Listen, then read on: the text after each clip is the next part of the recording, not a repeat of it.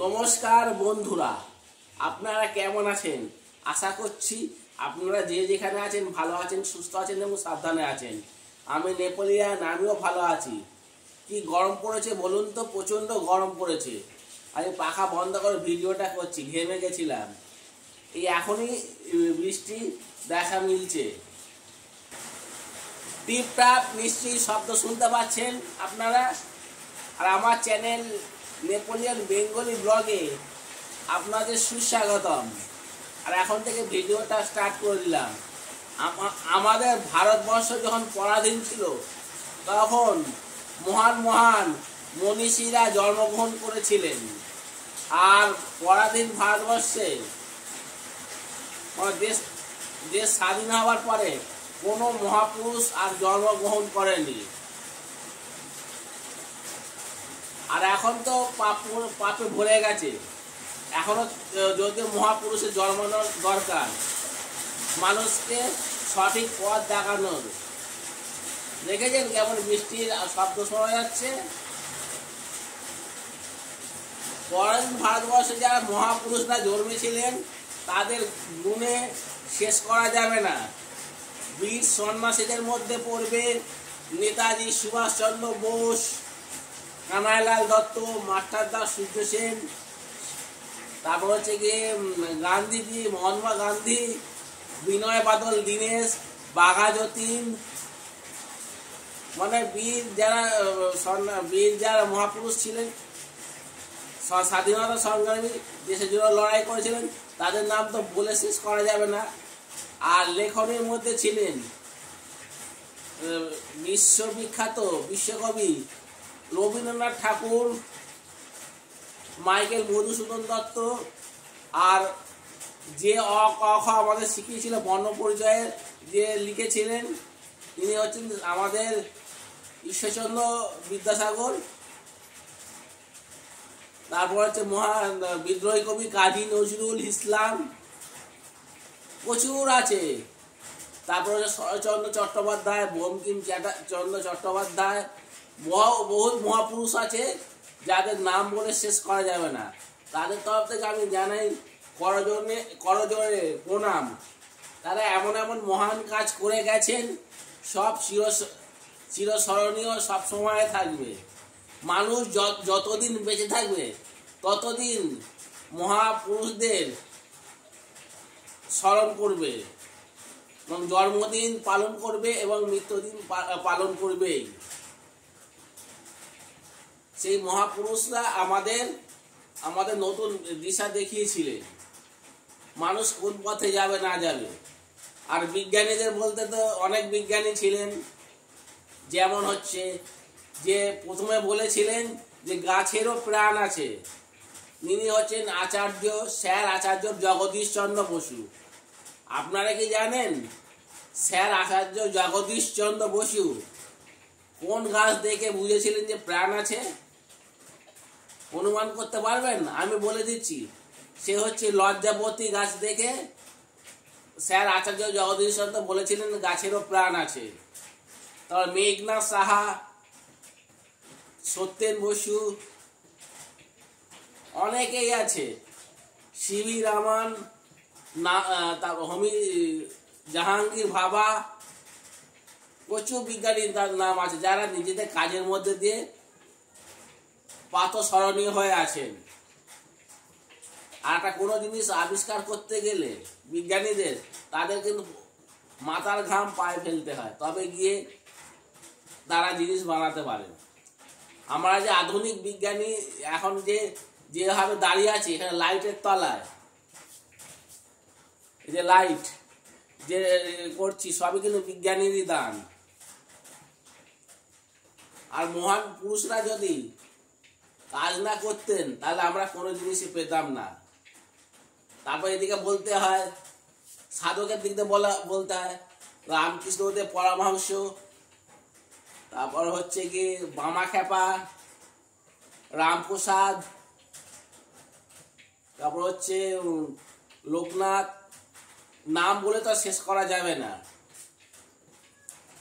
আর আমাদের রামকৃষ্ণ বলেছিলেন টাকা মাটি, মাটি টাকা। এর অর্থাৎ হচ্ছে মাটিতে চাষ করলে ফসল হবে, সেই জিনিসটা বিক্রি করলে টাকা পাওয়া যাবে। আবার ডাক্তারদের মধ্যে যে জন্মেছিলেন বিধানচন্দ্র রায়।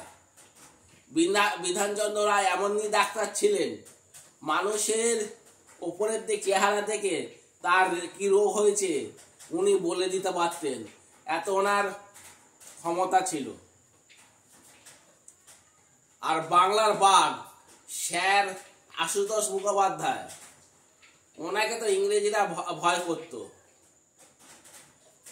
আর বীর মহাপুরুষ যেমন আগে বলেছি, নেতাজি সুভাষচন্দ্র বসু, বাঘা যতীন, তারপরে ক্ষুদিরাম বসু, এদের জন্যই তো আজকে কিন্তু আমরা ইংরেজের হাত থেকে ছিনিয়ে নিয়ে এসেছি, ভারতকে আমরা স্বাধীনতা পেয়েছি এই বীর সন্ন্যাসীদের, বীর মহান পুরুষদের জন্য। ওদের জানি করজোড় প্রণাম। আর এখন আর বর্তমানে দিনে কোনো মহাপুরুষই নেই, পাপে ভরে গেছে, হিংসায় ভরে গেছে, কাটাকাটিতে পড়ে গেছে, মানুষকে কেটে ফেলছে, চারিদিকে খুনোখুনি হচ্ছে, তাদের খুনোখুনি করে ফেলছে, সমস্ত কিছু মানে হিংসায় ভরে গেছে, তাদের থামানোর মধ্যে এখন কেউ নেই। তাই এই সময় বর্তমানে পরাধীন ভারতবর্ষে একজন অন্তত মহাপুরুষ জন্মানোর দরকার, তবেই ভারতবর্ষ সঠিক পথে যাবে। আজকে যে ভারতবর্ষ কার জন্য চিনেছে? স্বামী বিবেকানন্দের জন্য সারা ভারতবর্ষকে সারা পৃথিবী চিনেছে।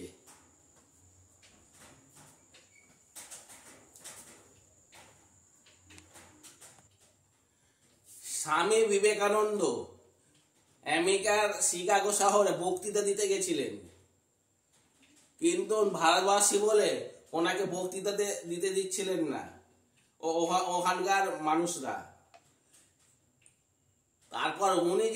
তারপর অনেক রিকোয়েস্ট করেছেন বক্তৃতা দেওয়ার জন্য, কিন্তু উনি এমন কথা বলেছেন সেখানে 5 মিনিটে বলে সেখানে ঘন্টার পর ঘন্টা হয়ে যাচ্ছে, ওনাকে বারণ করছে না।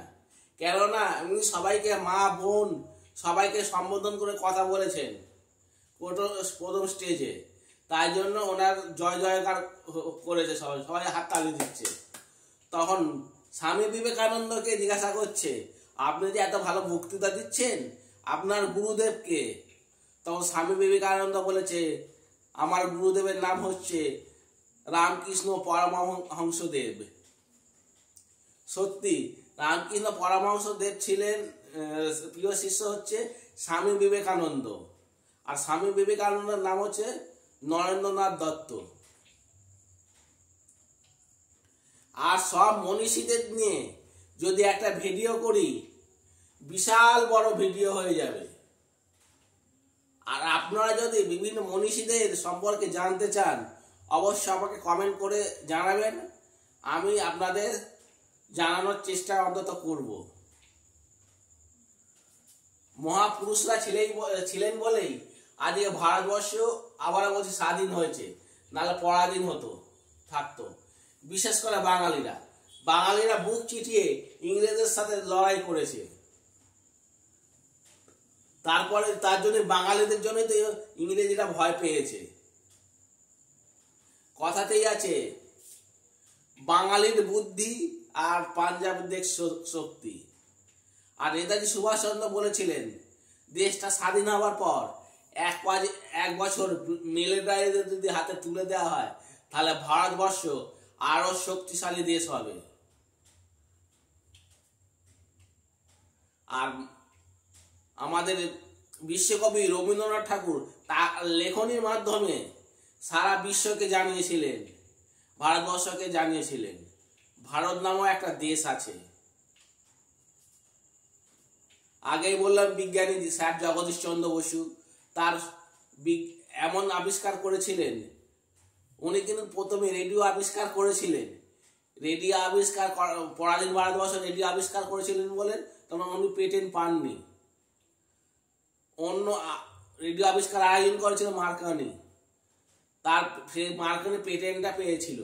শ্রীনের দুঃখে উনি জীববিদ্যায় চলে এসেছিলেন, স্যার জগদীশ চন্দ্র বসু। তখনই উনি প্রথম বলেছিলেন গাছের প্রাণ আছে। নাহলে আমরা কোনোদিনই জানতে পারতাম না গাছের প্রাণ আছে। গাছের মারলে গাছেরও লাগে। ঠিক আছে, এইটুকুনি বললাম। আমার মনে হয় না যে আমাদের এই কলিযুগে এই সময় 2025-এ দাঁড়িয়ে আমি বলছি কোনো মহাপুরুষের আর জন্ম হবে, আর জন্ম হবে না। পৃথিবী শেষ হয়ে যাবে, ধ্বংস হয়ে যাবে, আর কোনো বাড়তেই থাকবে।